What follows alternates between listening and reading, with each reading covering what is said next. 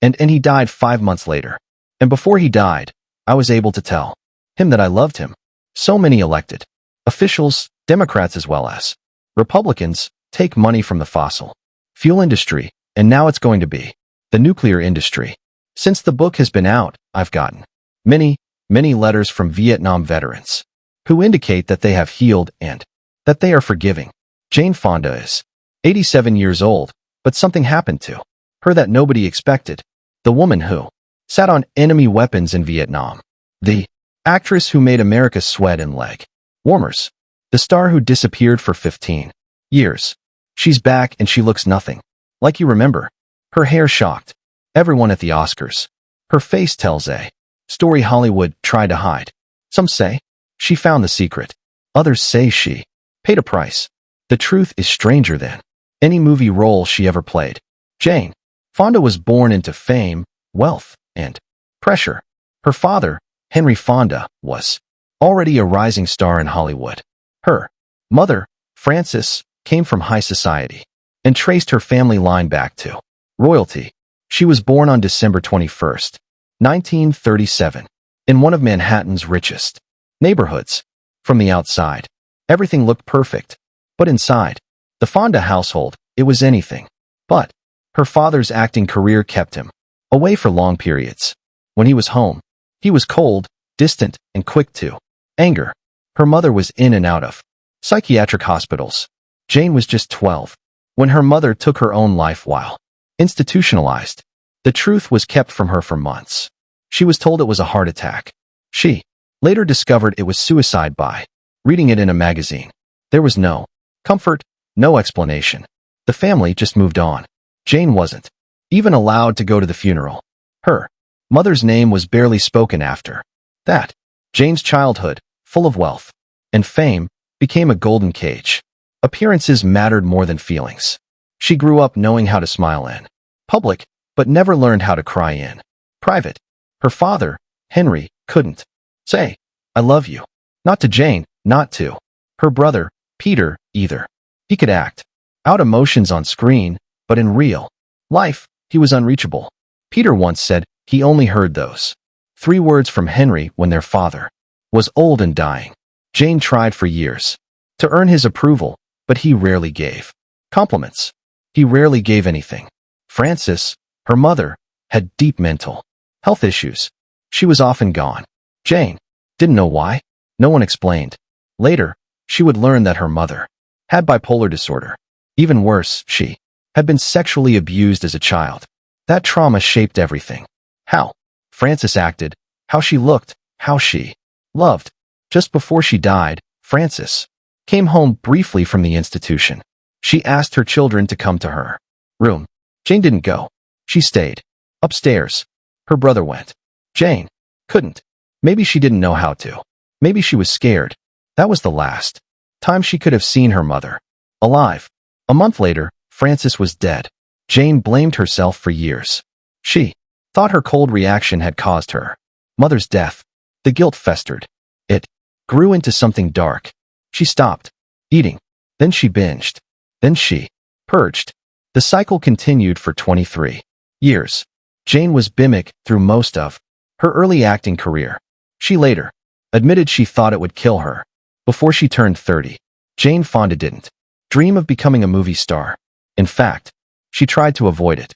Back in 1954, director Joshua Logan wanted her to star in The Country Girl alongside her father, Henry Fonda. She said no. At the time, acting just wasn't something she wanted.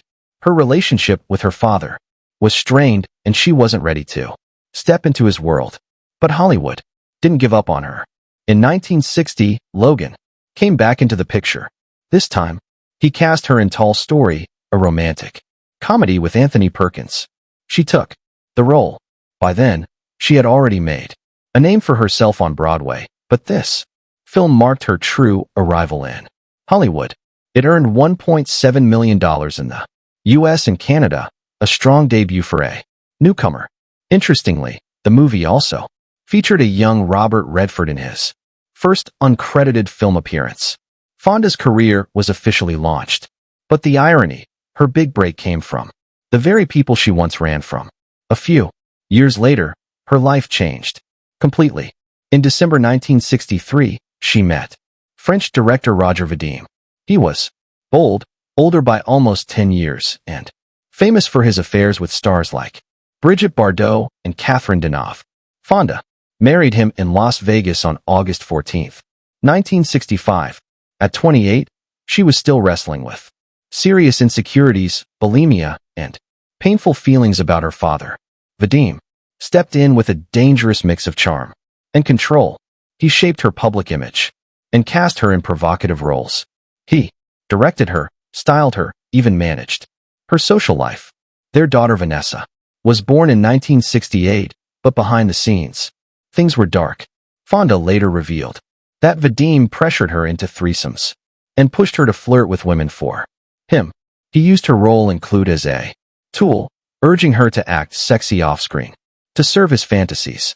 She did it all, while quietly falling apart. Then came Barbarella. The 1968 sci-fi film exploded with color, sex, and scandal. Fonda played a space heroine in a revealing outfit, floating through a world of lust and danger. Vadim directed it, of course. America was shocked. The nudity, the sensuality.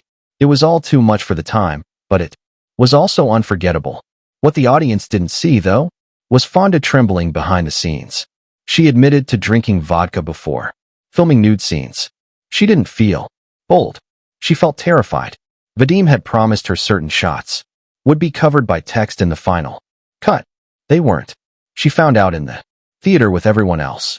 That betrayal cut deep. While Barbarella turned her into a sex symbol and gave her cult status, it also trapped her in an image she didn't choose. The pressure to be seductive on screen started bleeding into her real life, just as Vadim wanted. And all the while her money was vanishing. Vadim didn't just control her emotionally. He drained her financially. He used her paychecks to throw wild parties and fund personal projects. Fonda wasn't just paying for a marriage. She was paying for his entire entourage.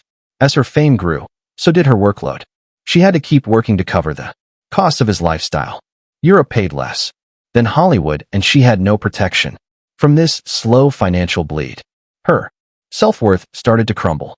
She had the fame, the success, and the applause, but none of the control. This wasn't a one-time story. Vadim wasn't the only man who tried to shape her. Fonda's relationships often followed the same pattern. Strong, charming men who wanted her spotlight or her money or both. She kept falling into their orbit, pulled by unresolved pain, low self-esteem, and a deep need to feel seen. Her childhood wounds made her an easy target. Jane Fonda didn't just play roles, she became them. And in 1971, she shocked Hollywood with a performance that felt too real to be acting. She played Bree Daniels in Clute, a New York call girl caught in a dangerous mystery. But Bree wasn't a fantasy. She was raw, broken, strong. Fonda spent weeks interviewing real-life sex workers, digging into their fears, their survival, their humanity. The film only cost $2.5 million to make, but pulled in over $12 million. Critics praised it.